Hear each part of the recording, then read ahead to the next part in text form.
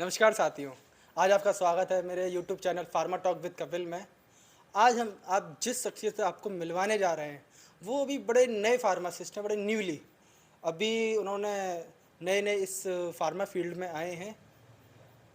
आज हम उनसे बात करते हैं और पूछते हैं और जानते हैं इस फार्मा फील्ड के बारे में है। एज अ कैरियर ऑप्शन उन्होंने फार्मा ही क्यों चूज़ करा। चलिए मैं आपको मिलवाता हूँ उनसे। नमस्कार। आपका बहुत बहुत धन्यवाद कपिल जी, जो आपने मुझे इस काबिल समझा फार्मा टॉक्स में बात करने के लिए, जो आपने बुलाया मुझे इंटरव्यू के लिए, उसके लिए मनीष जी, धन्यवाद। आपका भी बहुत बहुत स्वागत है मेरे यूट्यूब चैनल पे। मैं सबसे पहले आपका नाम जानना चाहूँगा, आपका पूरा नाम क्या मेरा नाम मनीष कुमार ओझल है। मैं बेसिकली बिलोंग करता हूँ मथुरा से। है। तो मनीष जी, सबसे पहले मैं यही जानना चाहूँगा कि आपने as a career growth pharma करा है, फार्मा में कोर्स करा है, तो आपने क्या करा फार्मा में? जी, मैंने बैचलर किया, बैचलर ऑफ फार्मेसी। आपका मनीष जी बैच कौन सा है? मेरा बैच 2016 और 20 का बैच है, 2020। 2020। बहुत बहुत सबसे पहले तो मैं आपको बहुत बहुत धन्यवाद करना चाहूँगा और आपके उज्जवल भविष्य की कामना करना चाहूँगा कि आपने शुक्रिया बॉस, बहुत बहुत okay okay okay, thank you so much. अच्छा मनीष जी, सबसे पहला ही क्वेश्चन मेरा ये रहेगा आपसे कि आपने फार्मा ही क्यों चूज़ करा एज अ कैरियर ऑप्शन। आप दूसरी फील्ड में भी जा सकते थे, जैसे इंजीनियरिंग हुआ, आर्किटेक्ट हुआ, बहुत सारी ऐसी फील्ड हैं जिसमें जाते, आप फार्मा में ही क्यों आए? कपिल जी, मैं आपको बताना चाहता हूँ, जैसे कि आप शायद जानते भी हैं कि जो मेरा फैमिली बैकग्राउंड है वो मेडिकल से रिलेटिव है। फादर एज डॉक्टर प्रैक्टिशनर, तो इसी चक्कर में हमने ही फार्मा लाइन में जाना का सोचा। अच्छा, मतलब कि आपकी फैमिली पहले से ही मेडिकल लाइन में थी, तो फिर आपने सोचा कि मैं उस चीज़ को आगे एनहेंस करूं और आगे मेडिकल लाइन ही जी जी एज अ जी कैरियर जी जी करूं, जी, है। यही है। बहुत आपने बहुत अच्छा सोचा आपने अपने फैमिली में कि आप एज अ फार्मा ही क्यों करा। आप अगर मेडिकल बैकग्राउंड था आपका, तो आप मेडिकल में भी बहुत सारी लाइनें हैं, जैसे आप नर्सिंग जा सकते थे, ओटी में भी डॉक्टर भी बन सकते थे, लेकिन एज अ फार्मा ग्रोथ आपने क्यों? फार्मा मतलब फार्मेसी जो लाइन है वो हमारी मेडिकल लाइन में मिडिल लाइन होती है। ना तो उसको आप हाईएस्ट स्टडी में ला सकते हो, ना लोअर में ला सकते हो। तो इसी चक्कर में कि बी फार्मा सही रहेगा, 4 साल का होता है और फीस भी इसकी अच्छा, जेन्युइन रहती है, ना हाईएस्ट है ना लोएस्ट। तो आपने सारी कंडीशनें देखते हुए तब आपने फार्मा चूज़ करा कि फार्मा ही जाना चाहिए, बेस्ट है। अच्छा, तो आपका 4 साल का कोर्स रहा। जी, 4 साल का कोर्स रहा। क्या आपको ये 4 साल लंबी लगी या फिर अभी भी मन करता है काश अभी भी 1 साल और मिल जाती? मैं यही बात बताना चाह रहा था आपको कपिल जी, आपने पूछा ना 4 साल का कोर्स। जब हम स्टार्टिंग में आते हैं, कॉलेज में एडमिशन लेते हैं, तो लगता है कि 4 साल हैं, कैसे कटेंगी 4 सालें, कैसे टाइम बीतेगा। 4 साल बहुत टाइम हो जाता है 4 साल में। 5 साल में तो सरकारें भी बदल जाती हैं। हाँ। मगर जब हम गए, सेमेस्टर निकलते गए, फर्स्ट सेमेस्टर निकला, सेकंड निकला, टन टन करके डन निकल गया 8 सेमेस्टर। तो अब ऐसा लगता है कि 1 साल और एक्स्ट्रा होनी चाहिए थी। वो 4 साल काफ़ी जल्दी निकल गए, कुछ पता नहीं चला जब आपने एडमिशन लिया तब ऐसा लग रहा था कि 4 साल कैसे कैसे निकलेंगे, निकलेंगे। लेकिन और अब निकल गई हैं तो अब ऐसा लग अब रहा है ऐसा लग रहा काश है और हो, है। काश 1 साल और होती या 2 साल और होते। क्योंकि दर्शकों, होता क्या है, कॉलेज स्कूल होता है वो हमें एटिकेट सिखाता है, थॉटिकल चीज़ें सिखाता है। एक घर से हम कैसे बाहर जाएं, कैसे हम समाज में रिएक्ट करें, वो हमें स्कूल सिखाता है। लेकिन एक कॉलेज लाइफ एक ऐसी लाइफ होती है जो हमें जीवन जीना सिखाती है, जीवन में आगे बढ़ना सिखाती है कि हमें कैसे आगे बढ़ना है। तो कॉलेज लाइफ में हम समाज से जुड़ना सीखते हैं, समाज के कार्यों में भी सीखते हैं आना कि कैसे हम समाज के कार्यों में आगे बढ़ चढ़ कर हिस्सा ले सकते हैं। क्योंकि कॉलेज लाइफ ही मैं मानता हूँ कि बेस्ट लाइफ होती है लाइफ की, जो हर कोई फिर से जीना चाहेगा उसे। क्या आप फिर से? हाँ, अगर मौका मिले तो, मगर ये पॉसिबल नहीं है। क्योंकि विधि का विधान होता है कि समय समय पर अपडेशन आने ज़रूरी हैं, तो इसलिए चलो कोई ना। लेकिन आपने अपनी कॉलेज लाइफ एंजॉय करी? कॉलेज लाइफ होती है एंजॉय करने के लिए। ये बात बिल्कुल सही है मनीष जी कि कॉलेज लाइफ होती। कोई ऐसा वाक्य, कोई ऐसी यादें बताओ अपने कॉलेज लाइफ की जिससे हमारे दर्शक थोड़ा आप हमारे दर्शकों को बताना चाहें तो। यादें तो बहुत होती हैं, अच्छा, फिर भी वो कोई याद एक याद कि जिसमें बड़ा अच्छा। वो भी याद ही बन के रह जाती हैं। अच्छा, सही बात है। हर कोई सही यही कहता है कि जब तक हम कॉलेज में होते हैं कि बैट बॉल खेलने के लिए टाइम तो है, लेकिन ना पैसा है उस बॉल को खरीदने के लिए, ना उस बैट को खरीदने के लिए। जब हम कॉलेज लाइफ के से आगे बढ़ जाते हैं, जॉब लाइफ में होते हैं, आज वो पैसे तो हैं लेकिन आज वो दोस्त नहीं है जिनके साथ हम खेल सकें। टीम बिखर जाती है, टीम नहीं मिल पाती। बहुत बहुत।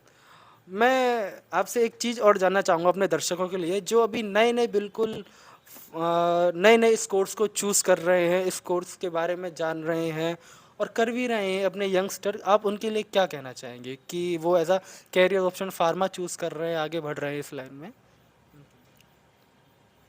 कि सवाल तो आपका अच्छा है, मगर मैं भी अभी नया ही हूँ। अच्छा, नहीं फिर भी आप नए से तो थोड़े से अब आप जॉब लाइफ में हो, तो फिर भी उनके लिए आप एक प्रेरणा की तरफ क्या कहना चाहेंगे कि हाँ, कि आपको फार्मा ही करनी चाहिए?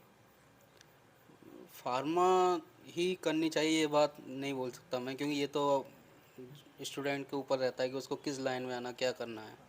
और ये है फार्मा, भी फार्मा एक ऐसी डिग्री है इसमें कि आपको प्रोविजनल डिग्री है, प्रोफेशनल डिग्री होती है, हाँ हाँ, सही बात। और काफ़ी चीज़ें सीखने को मिलती हैं। आपको बॉडी लैंग्वेज भी चेंज हो जाती है कॉलेज में, मतलब प्रोफेशनल लेवल पर होता है। क्योंकि मैं यहाँ तक समझता हूँ कि बैचलर ऑफ फार्मेसी एक प्रोफेशनल कोर्स है जिसमें हमें सारी ओवरऑल डेवलपमेंट्स करने होते हैं 4 साल के अंदर, क्योंकि इसमें बहुत सारी डिफरेंट डिफरेंट आपको फील्ड्स हैं इसमें। स्पोर्ट्स भी आते हैं इसमें, आपको एक फार्मेसी वीक भी मिलता है बनाने के लिए, उसमें आप स्पोर्ट रहते हैं और एक्स्ट्रा करिकुलर एक्टिव वगैरह होती हैं, डांसिंग हो गया, ऐसे हो गए, पार्टीज़ होती हैं, फेयरवेल पार्टी हो गई, फ्रेशर पार्टी हुई, काफ़ी मेमोरीज होती हैं इन चीज़ों की। सही बात है, ये तो एक हमारी कॉलेज का पार्ट होता ही है during the studies. Manish ji, आप मुझे बताओ कि पहला सेमेस्टर आपका कैसा रहा? क्योंकि आप जहाँ तक भी है, जो भी स्टूडेंट्स एक यंग स्टूडेंट्स होते हैं जो स्कूल छोड़कर कॉलेज में जाते हैं, और थोड़ा सा डिफ़िकल्ट तो चीज़ें रहती हैं क्योंकि लाइफ का एक हम बहुत बड़ा स्टेप फॉरवर्ड की तरफ होता है, हमारा वन स्टेप चेंज होता है। तो आपका पहला सेमेस्टर कैसा रहा, मैं यही पूछना चाहूँगा सबसे पहले तो। तो पहला सेमेस्टर की बताते हैं आपको। कोई वाक्य ऐसा हो, कोई किस्सा ऐसा हो जिसमें एक्चुअल, हाँ सच में। मैं था मैं था यूपी बोर्ड से, यूपी बोर्ड में पढ़ा था, मेरी inter high school UP board से हुई है। हाँ, हालांकि पढ़ा मैंने बायोलॉजी में ही था, बायोलॉजी था मेरा क्या सब्जेक्ट। आपका माध्यम हिंदी था? मेरा माध्यम हिंदी था। क्या और आपके संग भी ऐसा ही हुआ जो औरों के मैं साथ में होता है? मैं बता रहा हूँ आपको, मैं गया था कॉलेज फर्स्ट सेमेस्टर में, क्लास ली। पहली क्लास में तो हमारा इंडेक्स वगैरह होता है, उसमें इंट्रो इंट्रो कोई नहीं, ये तो नॉर्मल चीज़ है। फिर उसके बाद जैसे जैसे क्लासेस चालू हुई तो एक एक्चुअली बात हुई थी कि मैंने यूपी बोर्ड में पढ़ा था कोशिका, अब सर वहाँ पढ़ा रहे थे सेल। अब मैं ये सोचूं ये सेल है क्या चीज़। अक्सर यही समस्याएं आती हैं। सर बता रहे थे केंद्र, वो सर पढ़ा रहे थे, क्या कहते हैं उसको, केंद्रक को बोलते हैं, अच्छा, आगे।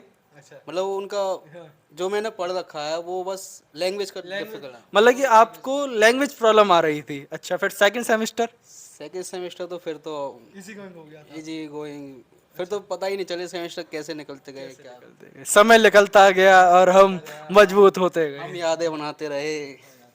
ये बात बिल्कुल सही है कि अक्सर ऐसा होता ही है। जो बच्चा हिंदी माध्यम से पढ़कर बैचलर प्रोफेशनल कोर्सेज में आता है तो वो उसका इंग्लिश माध्यम होता है, तो उसमें थोड़ा सा आती है डिफ़िकल्टी, लेकिन पहले ही सेमेस्टर अगर हम मेहनत करें तो यही होता है कि डर के आगे जीत हमेशा ही मिलती है। हाँ, आप क्या कहना चाह रहे थे? मैं वही यही बोलना चाह रहा था कि जो यूपी बोर्ड से जाते हैं बच्चे बी फार्मा डी फार्मा करने के लिए, डी फार्मा में तो हमारे पास ऑप्शन होता है कि हिंदी सिलेबस ले या इंग्लिश ले, मगर बी में नहीं है ये चीज़। और बी वालों बच्चों को डरना नहीं चाहिए, मतलब जो यूपी बोर्ड से जाए मेरी तरह जो गए थे, काफ़ी बच्चे थे मेरे साथ के, जो 2 बंदे थे वो रिटर्न हो गए, मतलब उन्होंने एडमिशन वापस ले लिया इसी चक्कर में। मगर ऐसा नहीं करना चाहिए, वो सारी चीज़ें टाइम के हिसाब से टाइम सब चेंज हो जाती बात सही है, क्योंकि हमें थोड़ी सी ही प्रॉब्लम आती है, लेकिन फिर जैसे हम मेहनत करते रहते हैं तो आगे चीज़ें इजी गोइंग हो ही जाती हैं। चलो, तो मनीष जी, आपकी 4 साल बी फार्मा हुई, आप पास हुए, फिर सबसे बड़ा जो डिफ़िकल्टी एक चेंज आता है, लाइफ कैरियर, कैरियर, है। कि हम कैरियर चुने तो चुने क्या? आपके संग भी क्या वही फेस था? जी, जी कपिल जी, यही चीज़ होती है। क्योंकि ये अक्सर दर्शकों सबके साथ में ही होता है। हर किसी का एक लाइफस्टाइल, एक पड़ाव चेंज होता है, जिसके अंदर हम लोगों का रहता है भविष्य के ऊपर कुछ विचार करना, और वो ज़रूर करना भी चाहिए अगर भविष्य में आगे बढ़ना है। तो आपने as a career growth, field तो आप फार्मा चुन चुके थे, अब काम प्रोफेशनल जॉब आप, क्योंकि फार्मा करने के बाद तो ये होता है कि हमारे पास बहुत सारे ऑप्शंस होते हैं मेडिकल लाइन से। हम मेडिकल रिप्रेजेंटेटिव भी बन सकते हैं, प्रोडक्शन में जा सकते हैं, फार्माकोलॉजी में भी जा सकते हैं। तो हम फिर मनीष जी से पूछेंगे, तो आपने एज अ कैरियर ग्रोथ आपने क्या सोचा आगे बढ़ने के लिए? कैरियर ग्रोथ के बारे में मैं बताऊं आपको तो मैंने अपने सीनियर्स एंड सर वगैरह से बातें की, पूछा कि मेरे लिए क्या रहेगा, क्योंकि कन्फ्यूजन रहता है, सबको रहता है। जब आप डिग्री करके बाहर निकलोगे तो जॉब के लिए सबसे ज़्यादा प्रेशर जॉब के टाइम पे ही आता है कि किस जॉब, कौन सी जॉब करनी चाहिए, कौन सी जॉब हम कर सकते हैं, किस फील्ड में जा सकते हैं। क्योंकि फार्मा लाइन एक ऐसी है जिसमें अनेकों चॉइस हैं आपके पास कि आप किसी लाइन में जा सकते हो, और उसको कैसे स्ट्रगल करना है वो आपके ऊपर रहता है। तो मैंने भी यही पूछा, तो आखिरकार मुझे पता चला कि प्रोडक्शन लाइन है मेरे लिए, मैं प्रोडक्शन ट्राई करता हूँ। तो मैंने ट्राई किया तो आज मुझे प्रोडक्शन लाइन ठीक लगती है और मैं आज वहीं हूँ। मैं तो मनीष जी ने as a production officer, means आपने प्रोडक्शन के अंदर आपने क्या चूज़ करा, क्वालिटी एश्योरेंस या क्वालिटी कंट्रोल? आप क्या? प्रोडक्शन में, हाँ प्रोडक्शन में भी काफ़ी डिपार्टमेंट होते हैं। मेरा क्वालिटी एश्योरेंस का डिपार्टमेंट है, मैं क्वालिटी ऑफिसर हूँ इस टाइम। क्वालिटी एश्योरेंस ऑफिसर, मतलब कि आज ओके। तो आप मनीष जी किस कंपनी में हैं प्रेजेंटली, हमारे दर्शकों को आप बताओगे? प्रेजेंट में मैं हूँ Akums drugs and pharmaceutical company, जो कि हमारे सिडकुल हरिद्वार में है। तो दर्शकों, ये अभी हमारे Manish ji quality assurance officer as a इन एकम्स में है। और जहाँ तक हम सबको पता है कि एकम्स अपने देश की जानी मानी बहुत अच्छी कंपनी है। तो मनीष जी, मैं आपसे वहाँ का एक्सपीरियंस पूछना चाहूँगा कि आप वहाँ का क्या एक्सपीरियंस है, आने वाले यंगस्टर्स के लिए क्या career growth as a productions में होती है, तो आप बताइए। ये इम्पोर्टेंट चीज़ है, आप कपिल जी, अब सबसे मैं पहले बताता मैं हूँ। सबसे पहले अगर आप इस चीज़ को, मैं एक बार और दर्शकों में एक बार और पूछना चाहूँगा, बैचलर तो हुई थी, मेरा एक क्वेश्चन मुझसे छूट गया। ठीक है, बैचलर के बाद फिर आपने प्रोडक्शन जाना चूज़ करा, तो ये आपकी पहली जॉब है या फिर आपने कंपनी स्विच करी है? जी मेरी पहली जॉब है। ये आपकी पहली जॉब पहली जॉब। है? अच्छा, ये चलो, कि मनीष जी की नहीं, ये पहली पहली जॉब थी। अच्छा ठीक है, तो मैं जानना चाहूँगा कि एज अ कैरियर ग्रोथ आपने प्रोडक्शन लाइन चूज़ करी, अब इसके अंदर फ्यूचर क्या है? ये प्रोडक्शन लाइन जो होती है हमारी कंपनीज वर्क होता है, तो हमको मतलब ये है कि वर्किंग टाइम में कंपनी में ही रहना पड़ता है। फार्मास्यूटिकल कंपनी जो हमारी होती हैं वो सारी फॉर्मुलेशन बनाती हैं। जो मैं जिस प्लांट में हूँ वो इंजेक्शन बनाते हैं। तो इंजेक्शन प्लांट जो हमारा होता है वो सीधे सिस्टम सर्कुलेशन में इंजेक्ट करता है सीधे। तो मतलब जो प्लांट में रहना, मतलब वहाँ की असेप्टिकनेस और क्वालिटी, क्लीनिंग इस सब को फेस करना पड़ता है अच्छा। प्रोडक्शन लाइन में। तो बहुत कॉलेज से निकले हैं, घूमने फिरने की आदत है, तो एकदम जाओ और तुमको कोई 8 घंटे के लिए कोई चार दीवार कर दे तो फीलिंग तो समझ मतलब कि सकते हो आप। मुश्किल तो आती है हैं? स्टार्टिंग में आपको क्योंकि दिक्कत मुझे ऐसा लगता है कॉलेज लाइफ एक हमारी ओपन लाइफ रहती ओपन है, लाइफ फ्रीडम, फ्रीडम कि किसी का बंदिश नहीं रहती है, लेकिन एकदम से डिसिप्लिन लाइफ में आना एकदम से थोड़ा डिसिप्लिन। सा टाइम लगता है रूटीन को चेंज होने जी, में। काफ़ी टाइम लगता है। मुझे खुद लगा था कि मैं गलत जगह चला गया हूँ, मैं स्विच कर दूँ। मेरे फ्रेंड्स भी हैं, वो मार्केटिंग में हैं। मार्केटिंग जॉब हमारी out of field field job field होती है। जॉब है। आउटडोर जॉब होती है, फील्ड जॉब होती है, तो उसमें घूमना फिरना सब होता है। मगर प्रोडक्शन में ऐसा कुछ नहीं है, आपको कंपनी में रहना है तो रहना है और धीरे क्योंकि धीरे जो वर्किंग आवर्स हैं आपको कंपनी के वो कंप्लीट करने ही पड़ेंगे, आपको वहीं रहना ही पड़ेगा। अच्छा, मैं ये पूछना चाहूँगा वहाँ का माहौल कैसा है कंपनी का, कि क्या सच में ग्रोथ अच्छी है? क्योंकि मैंने अक्सर देखा है प्रोडक्शन में जो भी काम करता है 1 साल 2 साल 3 साल बाद पता नहीं वो क्यों स्विच कर देते हैं। नहीं कपिल जी, ऐसा नहीं है। हाँ, कुछ होती है, लोगों की कंडीशंस वगैरह होती हैं, नहीं तो प्रोडक्शन में ग्रोथ स्टार्टिंग में कम होती है, मगर लॉन्ग टाइम के लिए अच्छी जॉब है। अच्छा, लॉन्ग टाइम के लिए लॉन्ग बेटर टाइम के जॉब लिए है। बेटर हैं? जॉब है। अच्छा। और जो हमारी मार्केटिंग होती है उसमें इनिशियली स्टेज में अच्छा आपको पैसा मिलता है, मगर लॉन्ग टाइम के लिए नहीं है वो। अच्छा, अगर मार्केटिंग देखे देखा जाए देखी जाए तो उसमें इनिशियल स्टेज में अर्निंग अच्छी होती है। अर्निंग अच्छी होती अच्छा, ठीक है, मतलब ये वही लाइफ में मार्केटिंग में ये फील्ड की जॉब है, तो आपको रनिंग रनिंग है रनिंग रनिंग। रनिंग। तब तक जब तक आप रनिंग करने की कंडीशन में हो तो आपके पास पैसा आता रहेगा। मार्केटिंग जॉब का मैं आपको बता रहा हूँ। प्रोडक्शन में ये है कि आप जैसे जैसे साल साल एक्सपीरियंस लेते जाओगे वैसे वैसे आपका इंक्रीमेंट भी होता जाता है, सीट भी बढ़ती जाती है और उसके बाद फिर आपका बैठने का ही काम होता है। बैठने का इन द सेंस कि इन द हाँ सेंस टेक्निकल वर्क ज़्यादा टेक्निकल हो। वर्क ज़्यादा होता है आपका। आप बैठना तो नहीं कहेंगे, हाँ कि बैठना, टेक्निकल वर्क। हाँ हाँ, ये टेक्निकल मैंने वर्क गलत यूज़ कर लिया, बैठना नहीं होता, मतलब टेक्निकल वर्क ज़्यादा होता ज़्यादा है, होता मतलब है और फिर हम सुपरविजन में आ जाते हैं। सुपरविजन। चलो, बहुत बहुत बढ़िया मनीष जी, ये तो बहुत अच्छी बात है कि प्रोडक्शन के अंदर हाँ कैरियर ग्रोथ है, लेकिन लॉन्ग टर्म के बाद है। लॉन्ग टर्म हाँ, टाइम कम से कम 3 से 5 ईयर। अच्छा, 3 से 5 साल तो। 5 साल। अच्छा, जब हम कंपनी में जाते हैं एज अ फ्रेशर, जैसे आप भी गए, जी मैं तो एज अ फ्रेशर कंपनी हमें कैसी किस रूप में मतलब कि एक्सेप्ट करती है, कि वर्कलोड ज़्यादा रहता है, कि प्रोडक्शन ऑफिसर होते हैं हम लोग, हाँ ठीक है, लेकिन फिर भी कंपनी का एक एनवायरनमेंट रहता है, किस हम पे हम एक्सेप्ट मतलब कि होती है वहाँ? मैं आपको एक्सपीरियंस बताता हूँ अपना। क्या रैगिंग ऐसी होती है ऐसा कुछ है? वो कपिल जी, मैं आपको बताऊँ कि लोगों के ऊपर रहता है। जैसा आपका कंपनी का नेचर रहेगा, कंपनी का स्टाफ रहता है, उनके ऊपर रहता है। कोई स्टाफ आपको ऐसा लगेगा कि वो आपको हेल्पफुल रहेगा, जितनी चाहिए वो उतनी हेल्प करता है आपकी प्लांट में। कोई स्टाफ ऐसा रहता है कि वो बोलता है नया बंदा आया है, जिससे जितना काम करा सकते हो उतना करा लो। तो ये ये तो तो लोगों की बेस थिंकिंग पर रहा। थिंकिंग के ऊपर होता है। वैसे इतना फ्रेशर एज ए फ्रेशर जाओगे आप तो कोई लोड नहीं रहता आपके ऊपर और ना ही आपको कोई प्रेशर डाल सकता।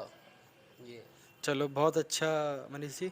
अच्छा, तो मैं अब एक चीज़ और जानना चाहूँ, इसमें कैरियर ग्रोथ के लिए कैसे कैसे हमारे प्रमोशंस होते हैं और हम लास्ट स्टेज कहाँ तक जा सकते हैं इसमें? लास्ट स्टेज तो प्रोडक्शन लाइफ में होती है प्लांट हेड। एक प्लांट मतलब कि बहुत बड़े प्लांट का हेड बनना। एक प्लांट का हेड बनना मतलब एक तरह से सेकंड मालिक हो गया आप, सेकंड ओनर। Second owner. और ग्रोथ आपकी होती है तो पहले ट्रेनी, फिर ऑफिसर, फिर जूनियर एग्जीक्यूटिव, सीनियर एग्जीक्यूटिव, फिर एएम, जीएम, मतलब ऐसे ही ग्रोथ बढ़ती जीएम और फिर प्लांट हेड। Plant head. तो ये मनीष जी ने ये हमें बताया, प्रोडक्शन के अंदर एज अ ट्रेनी हम एंट्री करते हैं और एज अ लास्ट स्टेज हमारी कंपनी हेड तक ही रहती है। तो बड़ा अच्छा जर्निंग लाइफ रहती है। तो एज अ कंपनी हेड बनने के लिए कितने साल का एक्सपीरियंस ओवरऑल मांगा जाता है? ओवरऑल एक्सपीरियंस मांगा जाता है या फिर क्वालिटी चेक करी जाती है बंदे की? प्लांट हेड बनने के लिए मतलब बंदा परफेक्ट हर तरह से परफेक्ट होना चाहिए, उसका एक्सपीरियंस भी बोलना चाहिए, उसका नेचर भी अच्छा होना चाहिए, उसकी नॉलेज भी अच्छी होनी चाहिए, मतलब प्लांट को मैनेज करना बखूबी आना चाहिए। दर्शकों, मैं यहाँ तक तो मानता हूँ, अगर जो बंदा प्लांट हेड बनने जा रहा है तो उसमें नॉलेज की तो कभी कमी नहीं होगी शायद। अगर कंपनी जो चीज़ देखती है, जहाँ तक मैं मानता हूँ कि उसकी कम्युनिकेशन स्किल्स, उसकी सिचुएशन हैंडलिंग स्किल्स, तो अगर वो आप वहाँ कहीं ना कहीं परफेक्ट हैं तो आप ना एज को देख के ना एक्सपीरियंस को देख के आपको उस बेसिस पर भी सिलेक्शन आपके बहुत अच्छी जॉब प्रोफाइल में हो सकते हैं। क्या मनीष जी मैं सही हूँ? जी, बिल्कुल सही हुआ। ठीक। मनीष। और मैं ये सैलरी के ऊपर ही बताना चाहता था अच्छा अच्छा। कि हाँ, ये पॉइंट रह गया। पॉइंट रहता और है। ये ना पॉइंट सबके मन में रहता है, क्योंकि चलो ठीक है, काम तो होना भी है, लेकिन सबसे बड़ा एक मिथ और एक ये रहता है कि सैलरी कितनी मिलेगी।